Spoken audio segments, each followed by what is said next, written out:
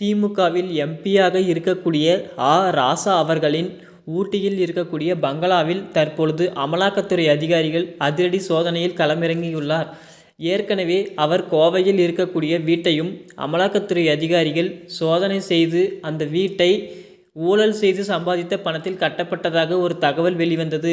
அந்த வீட்டையும் தற்போது இடிக்க நீதிமன்றம் உத்தரவிட்டுள்ளது. இதனைத் தொடர்ந்து ஊட்டியில் பல்வேறு இடங்களில் அவருக்கு சொந்தமான பங்களாவும் ரெஸ்டாரண்ட்டும் கெஸ்ட் ஹவுஸும் இருக்கிறது. இதில் அமலாக்கத்துறை அதிகாரிகள் தொடர்ச்சியில் சோதனையில் ஈடுபட்டு வருகிறார்கள். ஏற்கனவே அவர் காங்கிரஸ் ஆட்சி காலத்தில் 2G வழக்கில் முறைகேடு செய்து அவர் மீது வழக்கும் தொடரப்பட்டிருக்கிறது.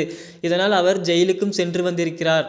இதனைத் தொடர்ந்து அவருக்கு சம்பந்தப்பட்ட பல்வேறு இடங்களில் சோதனையானது தீவிரப்படுத்தப்பட்டு வருகிறார்கள்.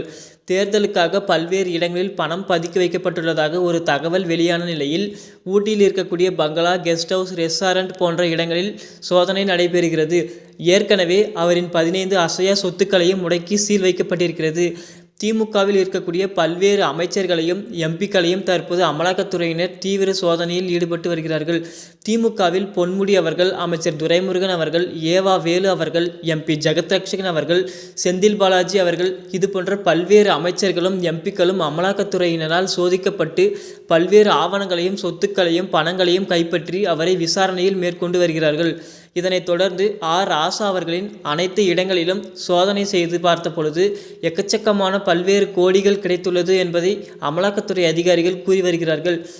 ராசா அவர்கள் வசமாக மாற்றியிருப்பதும் இந்த திமுகவினரிடையே ஒரு பெரும் அச்சத்தினை ஏற்பட்டு இருக்கிறது.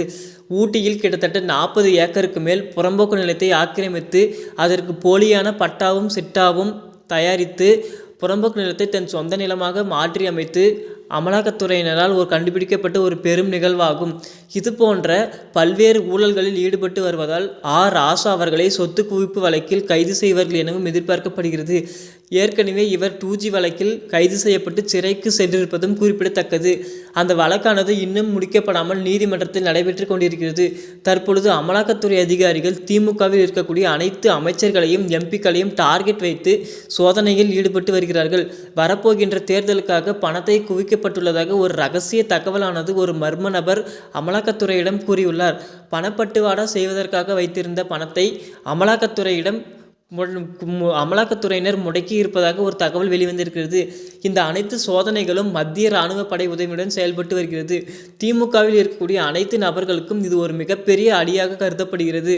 ஏனென்றால் அடுத்தது நாம் மாட்டப்போகிறோம் என்ற ஒரு அச்சமும் ஏற்பட்டிருக்கிறது. இதனால் திமுக MP ராசா அவர்கள் கைது செய்வார்கள் எனவும் எதிர்பார்க்கப்படுகிறது. அதிர்ச்சியின் அச்சத்தில் திகத்தி போய் இருக்கிறதாகவும் முதல்வர் ஸ்டாலின் அவர்கள் ரொம்ப பயத்துடன் இருக்கிறார் எனவும் ஒரு தகவல் வந்திருக்கிறது. திமுகவில் இருக்கக்கூடிய அனைத்து நபர்களையும் டார்கெட் வைத்து அமலாக்கத்துறை அதிகாரிகள் சோதனையை மேற்கொண்டு வருகிறார்கள். இதில் யாரெல்லாம் போகிறார்கள், யாரெல்லாம் கைதாவார்கள் என்று தெரியவில்லை. தொடர்ந்து பார்க்கலாம் மக்களே. திமுக MP ராசா அவர்களை பற்றி உங்களுடைய கருத்துக்கள் என்னவென்று கமெண்டில் சொல்லுங்கள்.